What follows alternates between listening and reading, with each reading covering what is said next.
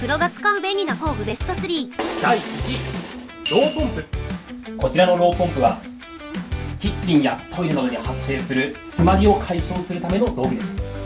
ご家庭用のラバーカップ、いわゆるすっぽんと比べて詰まりの解消力が非常に強力です。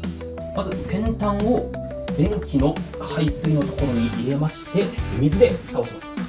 でこの時に圧力が逃げないように先を押し付けながら引きます。でこの時に圧力がかかって、詰まりの原因である便やトイレットペーパーなどが流れていきます。クラシアンではそんな工具を使いこなすプロが水のトラブルを解決してくれます。水回りのお困りごとはクラシアンにご相談ください。